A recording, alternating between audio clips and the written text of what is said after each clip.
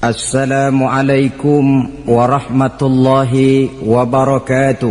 Waalaikumsalam warahmatullahi wabarakatuh. Alhamdulillahillazi ja'ala 'aidan li'ibadihil mu'minin wa khatama bihi syahras siyama lil mukhlisin. Wassalatu wassalamu ala asyrafil anbiya'i wal mursalin sayyidina wa maulana Muhammadin wa ala alihi wa ashabihil mujahidin at-tahirin, amma ba'd. Ma'asyiral muslimin rahimakumullah. Manakala datang senja akhir Ramadan, wajiblah kita mengeluarkan zakat fitrah. Sebab Rasulullah sallallahu alaihi wasallam bersabda, "Saumul abdi mu'allakun ma baina as-sama'i wal ardi hatta yuaddiya shadaqatal fitri."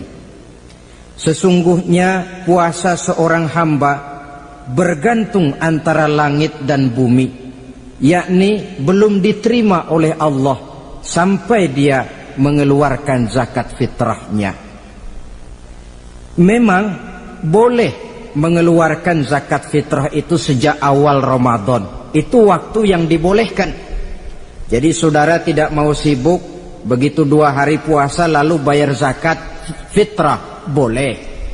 Tetapi waktu yang wajib sejak terbenam matahari akhir Ramadan. Waktu yang terbaik untuk membayar zakat fitrah selesai sholat subuh sebelum orang berangkat melaksanakan sholat Idul Fitri.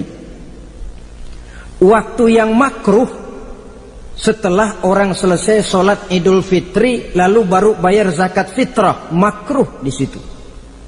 Sedangkan waktu yang haram apabila matahari terbenam pada hari raya tanggal 1 Syawal baru mau bayar zakat fitrah, sudah haram hukumnya.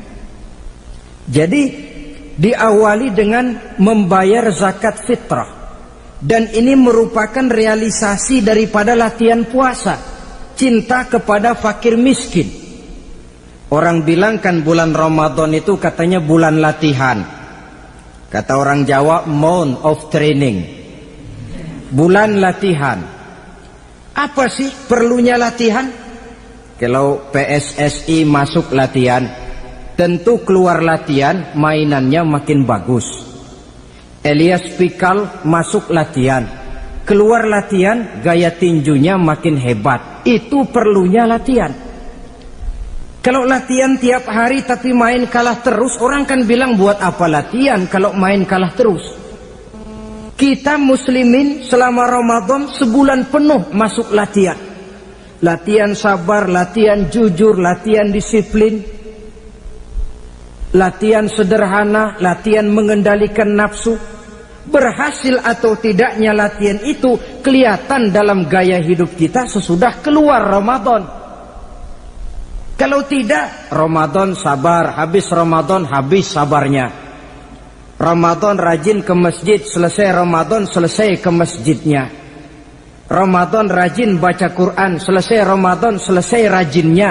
Itu pertanda latihan tidak berhasil. Maka salah satu latihan ini kita buktikan kecintaan kita kepada fakir miskin dengan kewajiban membayar zakat dan zakat fitrah. Ya Allah, sudah saya rasakan bagaimana tidak enaknya lapar dan haus. Sudah saya rasakan bagaimana tidak enaknya penderitaan orang-orang fakir dan miskin yang tiap hari kelaparan dan kehausan. Sebagai pertanda, ya Allah, saya keluarkan zakat fitrah ini untuk orang-orang fakir dan miskin. Itu kita keluarkan pada saat matahari akhir Ramadan terbenam. Masuk malam pertama bulan Syawal. Malam takbiran kalau istilah di kampung kita ini. Allah Subhanahu wa taala dalam Al-Qur'an menjelaskan, "Walitukmilul iddata." Hendaklah engkau sempurnakan jumlah bilangan hari puasamu. Berpuasa sebulan penuh, 30 hari atau lebih sering 29. Bila sudah sempurna hari puasa itu, walitukabbirullah, hendaklah engkau agungkan Allah, hendaklah engkau bertakbir.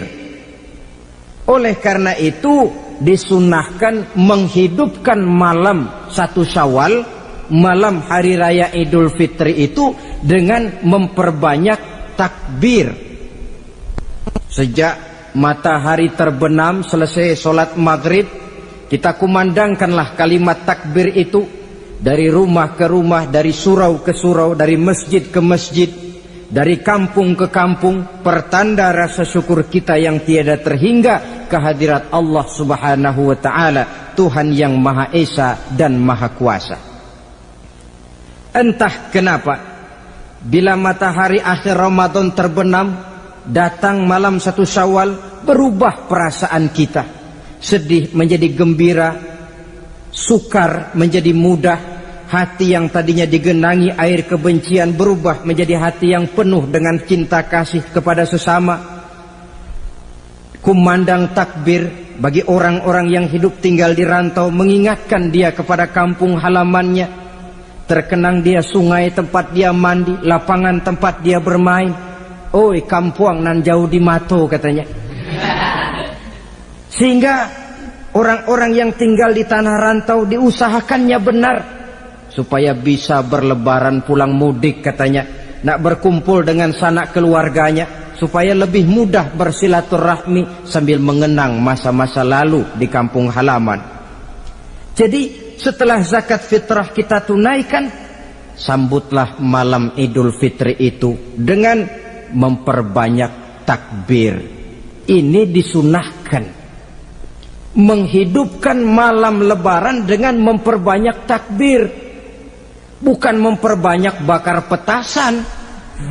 Itu kan pekerjaan mubazir, dan mubazir itu jelas perbuatan setan. Ada yang bilang katanya bakar petasan itu nambah syiar. Syiar macam mana datang dari petasan?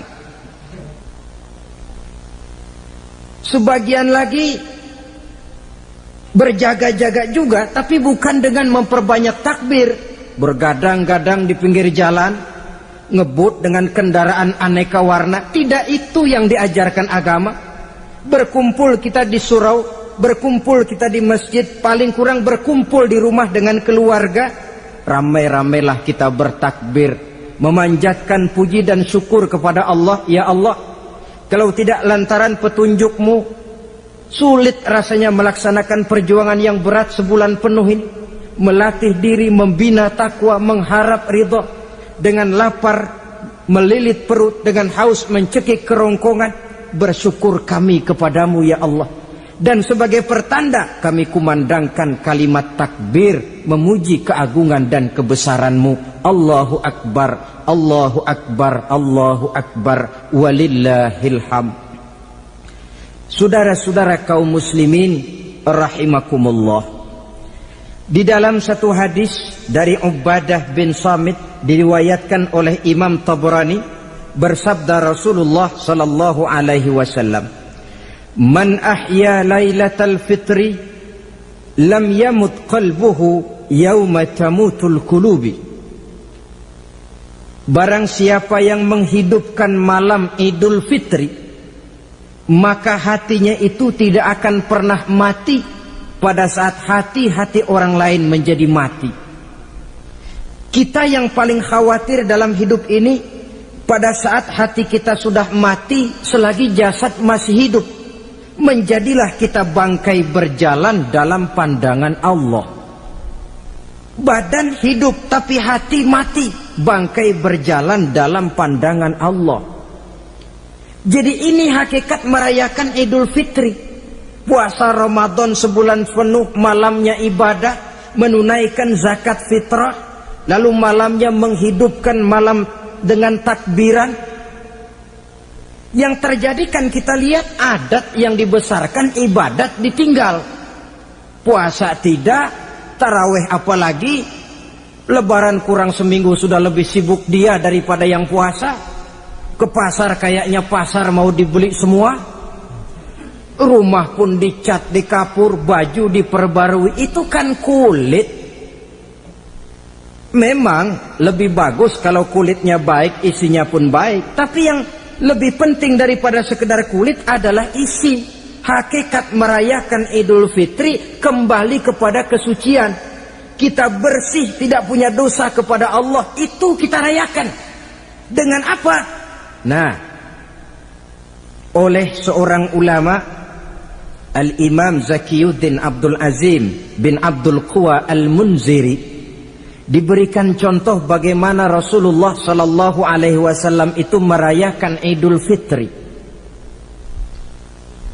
Beliau berkata, yuhibbu Sallallahu Alaihi Wasallam ayyuqabilal Ida bil bisri was surur. Rasulullah Sallallahu Alaihi Wasallam cinta, senang menyambut Idul Fitri bil bisri was surur, dengan muka gembira dan dengan sikap sukacita. Jadi merayakan Idul Fitri bil bisri was surur, muka menunjukkan kegembiraan. Kenapa gembira? Sudah berhasil berjuang sebulan penuh. Bukan gembira lantaran di rumah banyak dodol, kue, pakaian serba baru, sepatu pun serba baru. Bukan itu yang kita gembira. Gembira lantaran telah berhasil berjuang mengalahkan nafsu, memenuhi perintah Allah, melaksanakan puasa. Gembira lantaran kita kembali suci seperti bayi baru dilahirkan oleh ibunya.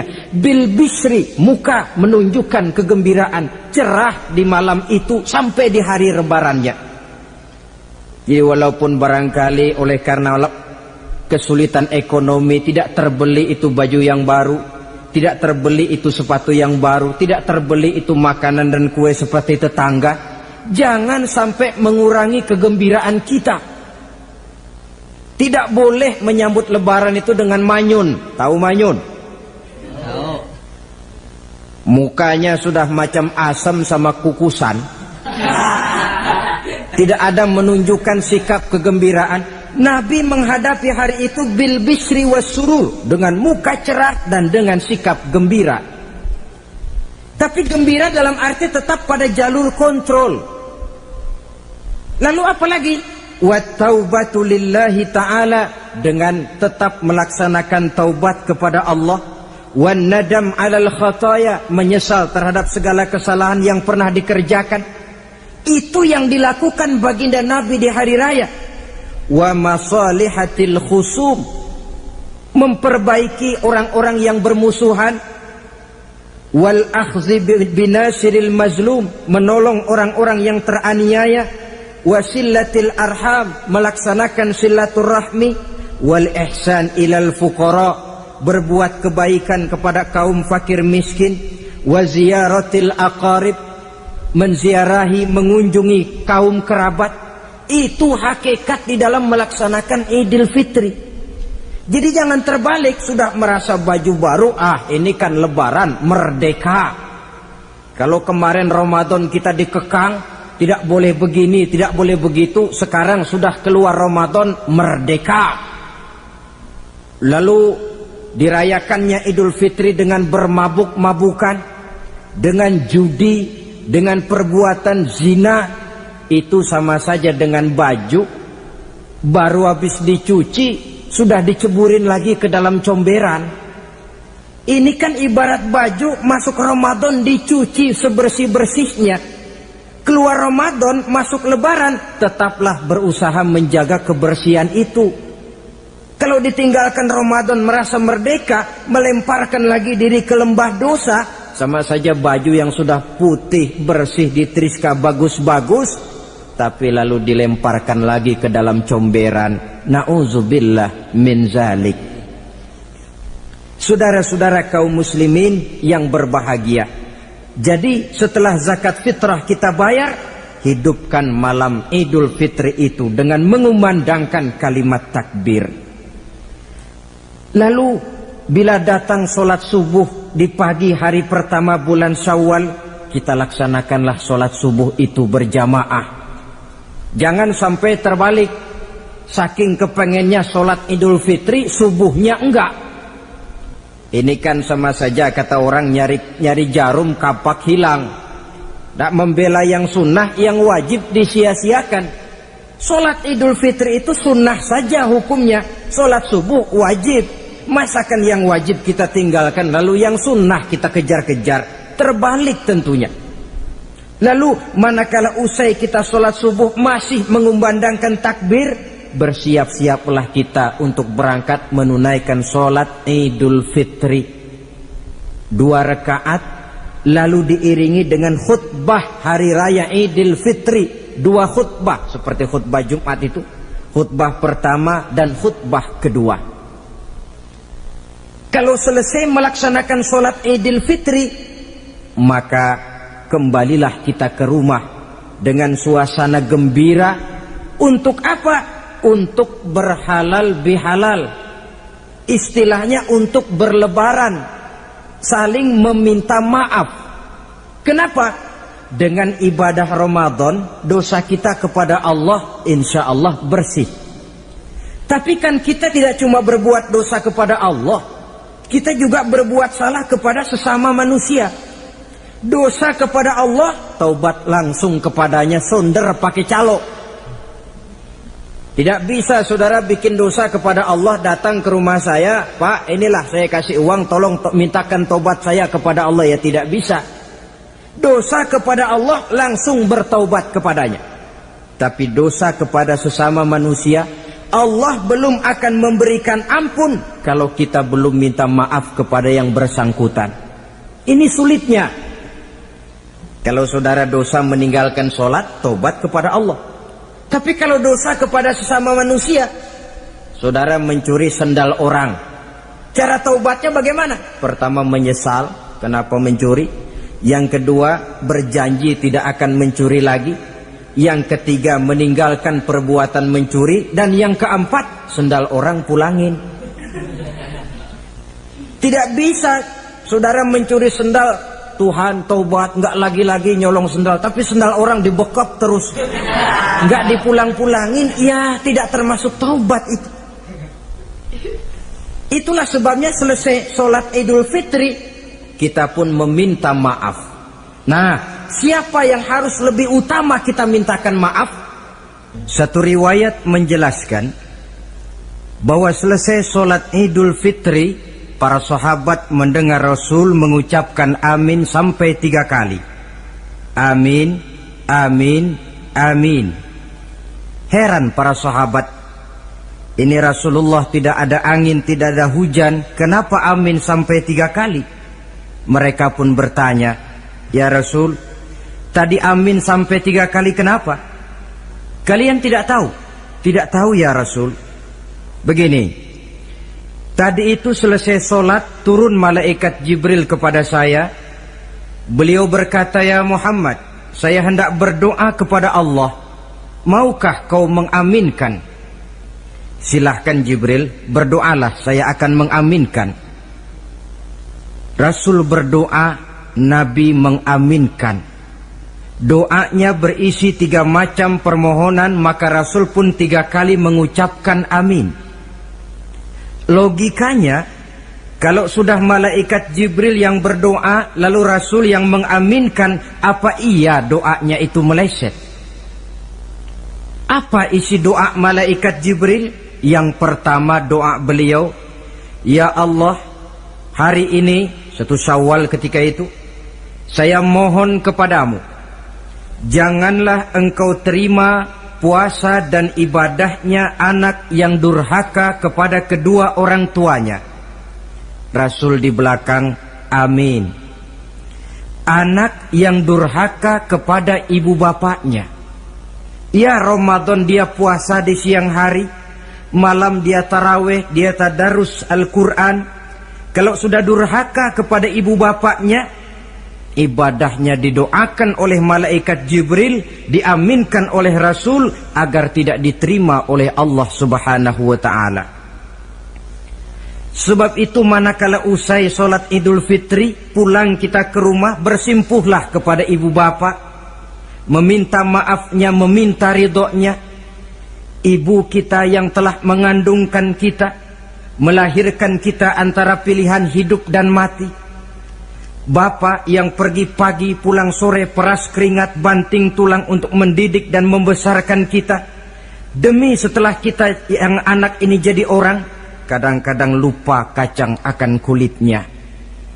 Bagaimanapun tinggi status sosial seorang anak, bagaimanapun banyak gelar di sandangnya, bagaimanapun kayanya dia, kalau sudah durhaka kepada kedua orang tuanya, alamat hidup tidak akan memperoleh keberkahan.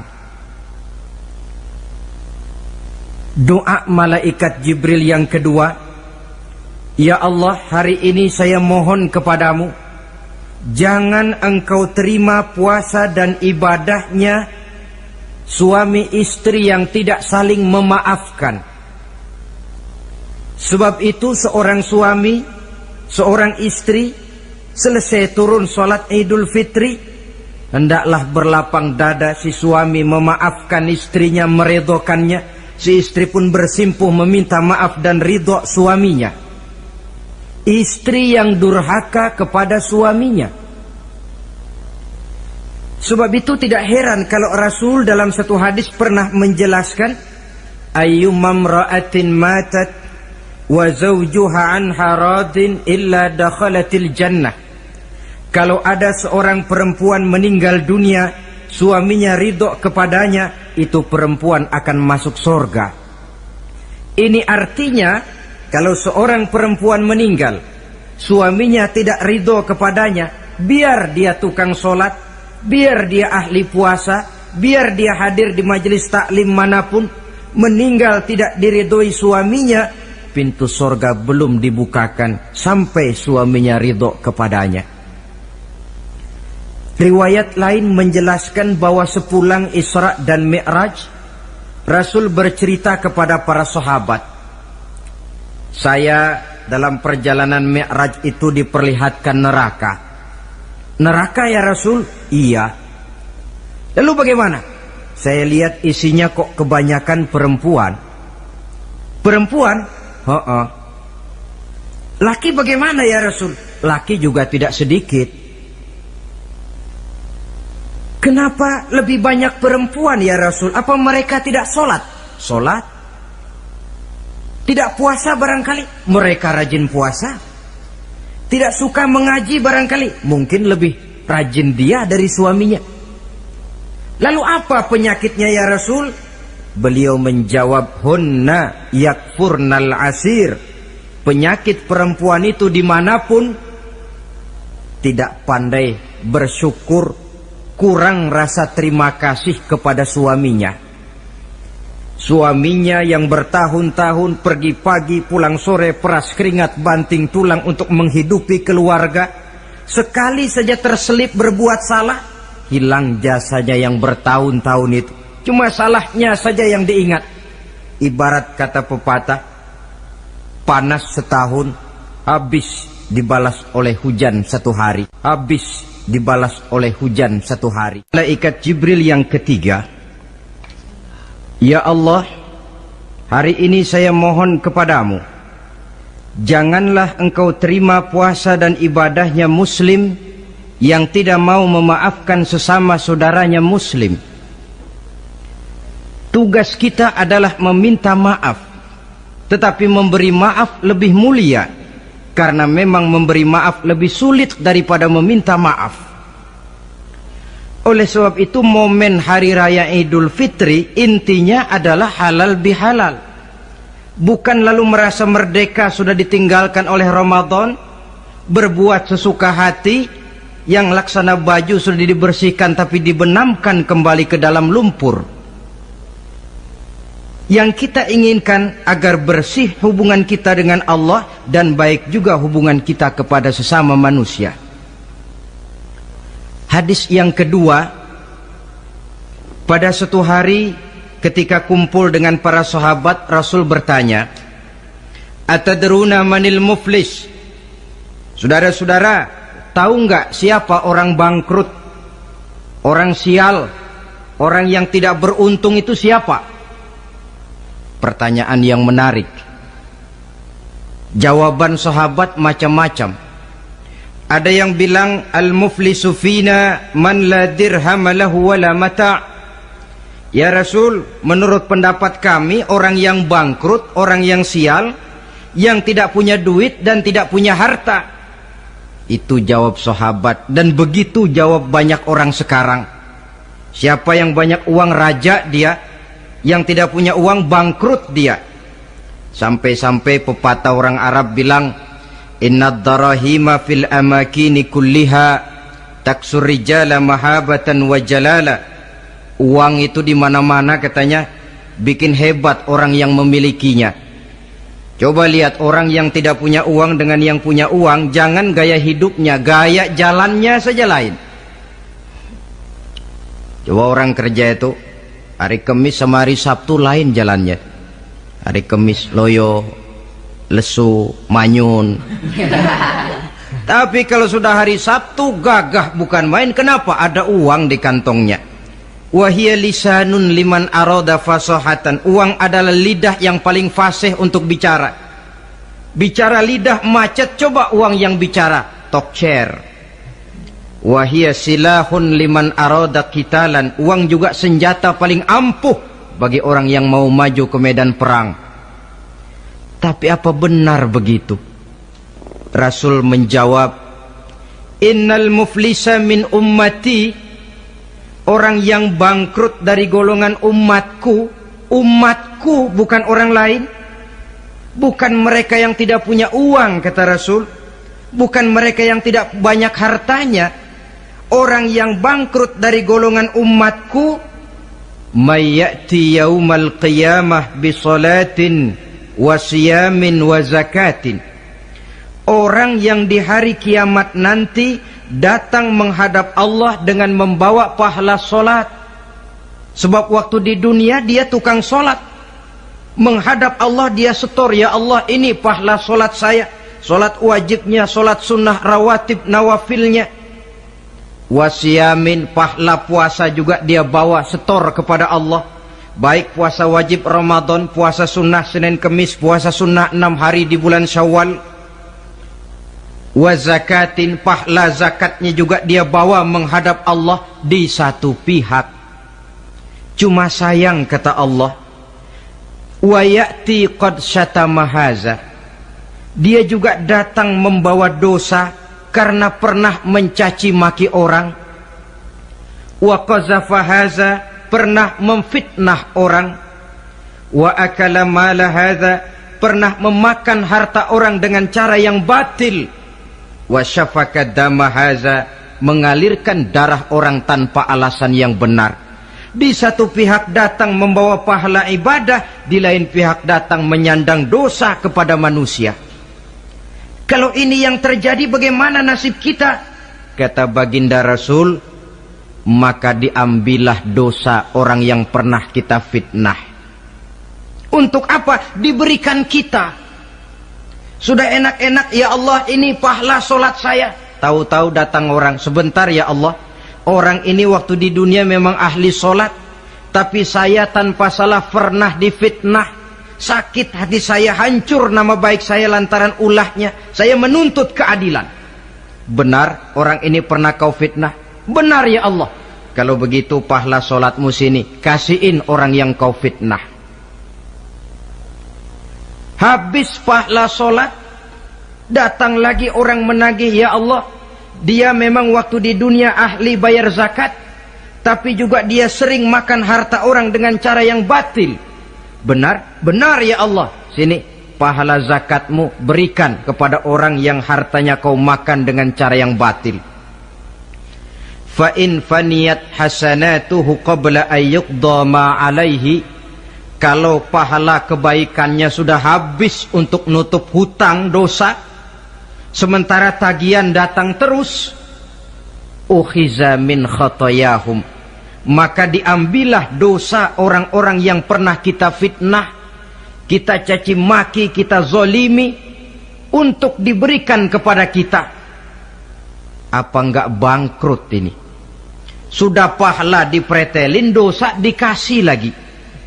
Ibarat orang dagang, modal habis, tagihan utang datang terus. Apa pasalnya ini? Dia cuma baik kepada Allah, solatnya betul, puasanya bagus, zakat dia bayar, tapi kepada sesama manusia Dia tukang fitnah, tukang mencaci maki, ahli makan harta orang dengan cara yang batil. Bangkrut nasibnya di akhirat nanti. Maka keliru kalau momen Idul Fitri itu dimanfaatkan untuk sesuatu yang merusak arti kesucian, merusak arti fitrah. Mari kita dengarkan hadis dari Wahab bin Munabbah. Inna iblis alaihi la'nah yasihu fi kulli yaumi idin. Iblis tiap hari raya Idul Fitri teriak-teriak. Akibat teriakannya, laskarnya, bala tentaranya kumpul. Ya Sayyidana, man aghdabuka? Wahai junjungan kami, kata bala tentara iblis ini, kenapa teriak-teriak macam itu? Apa yang bikin Tuhan begitu jengkel? Kasih tahu saja sama kami biar kami hancurkan siapa yang telah menyakitkan hati Tuhan. Kata iblis, tidak ada yang nyakitin hati saya. Cuma kamu perlu tahu, kata iblis, innallaha qad ghafara li hazihil ummah fi hadzal yaum. Hari ini, hari Idul Fitri, Allah telah mengampunkan dosa umat yang berpuasa. Itu yang nyakitin hati saya. Setengah mati saya menggoda mereka, supaya mereka mabuk, supaya mereka zina, supaya mereka judi, supaya mereka merusak. Mereka puasa di bulan Ramadan, hari ini Allah ampunkan dosa mereka. Apa enggak sakit hati saya? Lalu apa tugas kami, Tuhan? Kata tentara iblis ini, fa'alaikum an tusghiluhum bil lazat wa syahawat wa syurbil khamr. Kata iblis, kasih komando dia, begini saja, kau rusak mereka, umat Islam yang dosanya hari ini diampuni, kau rusak mereka bil lazat, dengan segala macam kelezatan, wasyahawat, dengan memperturutkan hawa nafsu, wasyurbil khamr, dengan meminum minuman yang memabukkan di hari raya Idul Fitri ini. Jadi kalau mereka datang bermaaf-maafan, Allah sudah mengampuni dosa mereka, tolong kau rusak suasana itu, tanamkan kepada mereka supaya menikmati hari ini dengan segala macam kelezatan, memperturutkan hawa nafsunya, meminum minuman keras, hanyut di meja judi, sehingga melupakan arti hakikat Idul Fitri yang sebenarnya. Di akhir riwayat ini Nabi pesan, oleh karena itu kata Nabi, ijtahidu yaumal fitri fis sadaqah wa a'malil khair wal birri minas salah waz zakah wat tasbih wat tahlil. Oleh sebab itu kata Nabi, hati-hatilah kamu, sungguh-sungguhlah kamu pada hari Idul Fitri ini melaksanakan segala macam kebajikan seperti sedekah, perbuatan baik, salat, zakat, mengucapkan tasbih, tahlil, karena hari ini Allah telah mengampunkan dosa kamu. Jadi jangan dinodai hari yang bersih itu dengan perbuatan-perbuatan yang tercela. Inilah kelirunya kalau adat lebih dibesarkan daripada ibadat. Kalau menyambut Idul Fitri itu yang lebih diutamakan baju barunya, pakaian serba barunya, rumah serba bersihnya, lalu fasilitas serba adanya, lupa kepada intinya, manusia akan mudah terjerumus menodai hari yang suci dengan perbuatan yang kotor. Saudara-saudara ma'asyiral muslimin rahimakumullah. Karena itu Rasulullah sallallahu alaihi wasallam pernah menjelaskan apa hakikat hari raya sebenarnya. Beliau berkata, lil mu'mini khamsatu a'yad. Orang beriman mempunyai 5 hari raya. Yang kita tahu kan gampangnya Idul Fitri, Idul Adha, kan itu? Ya. Rasul berkata, orang beriman sebenarnya mempunyai 5 hari raya. Hari raya yang dia rayakan dengan kegembiraan. Kapan saja itu? Pertama, kullu yaumin yamurru 'alal mu'min wa la yuktabu alaihi zanbun. Setiap hari yang dilalui oleh seorang mukmin tanpa Allah menulis dosanya, itulah hari raya baginya. Jadi kalau berlalu satu hari dan hari itu kita tidak melakukan dosa satupun, itu hari raya. Dengan kata lain, bergembiralah seorang mukmin kalau dia bisa melewati satu hari tanpa di hari itu dia melakukan dosa. Itu hari raya. Aduh, saya girang benar hari ini. Kenapa? Hari ini tidak ada dosa yang saya kerjakan rasanya. Hari raya pertama adalah hari di mana kita lewati tanpa melakukan dosa. Kira-kira bisa nggak satu hari lewat tanpa dosa? Ya, bukan cuma sekedar mau, tapi berusaha untuk bisa. Ini hari raya yang pertama. Yang kedua, kata Nabi, al-yawmul ladzi yakhruju fihi minad dunya bil iman wasyahadah wal ismah min kaidis syaitan.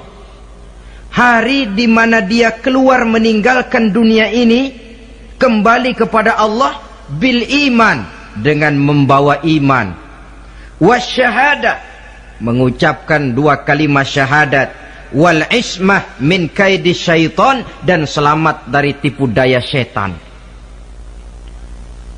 Saudara-saudara, mati membawa iman, sempat mengucapkan dua kalimat syahadat, selamat dari tipu daya setan, itu hari raya kita. Sebab apa? Yang paling kita khawatir kalau sudah meninggalkan dunia tanpa membawa iman, tidak sempat mengucapkan dua kalimat syahadat. Nah, supaya kita mati bisa mengucapkan dua kalimat syahadat, caranya bagaimana?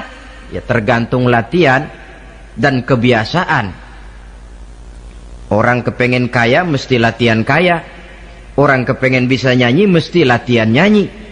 Orang yang dalam hidupnya sering mengucapkan dua kalimat syahadat, insya Allah di akhir hayatnya pun kalimat itu yang akan diucapkannya.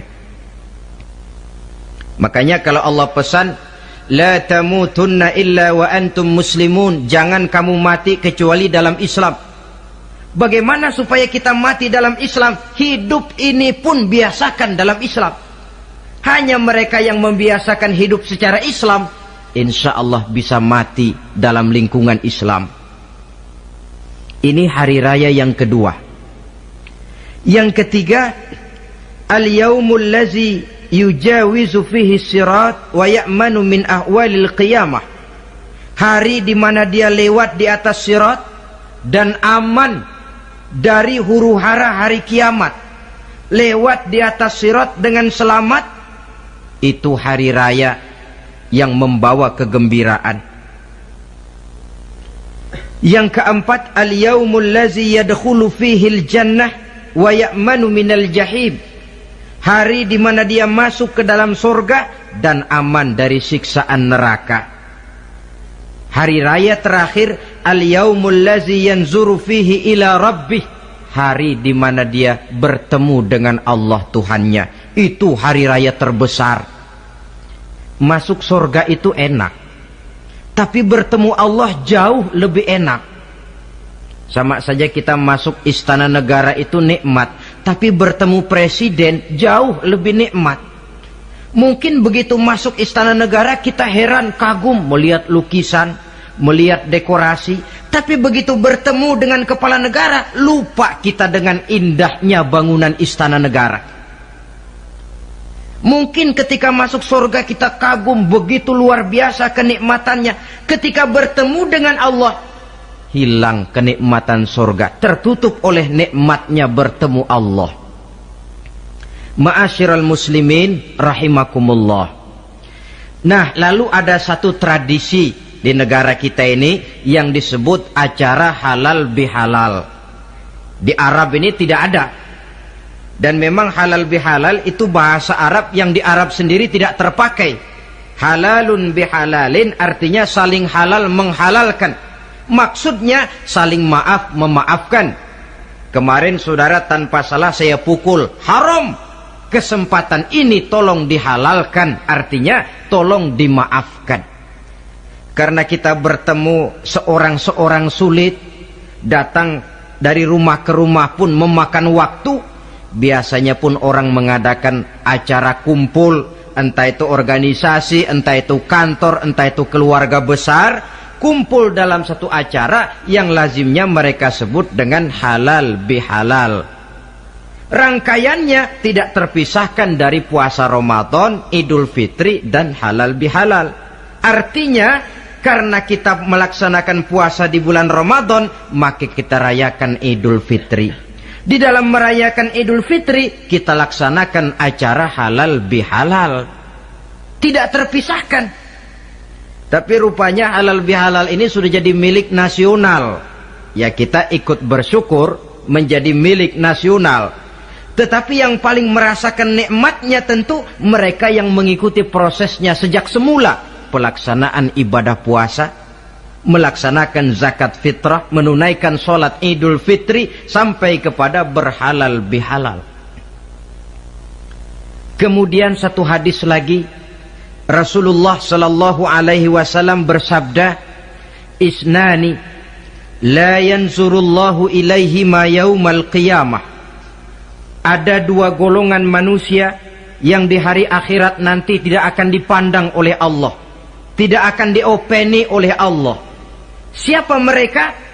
Pertama qati'ur rahim, yang kedua jarus su'i, orang yang memutuskan silaturahmi, dan tetangga yang jahat dengan tetangganya.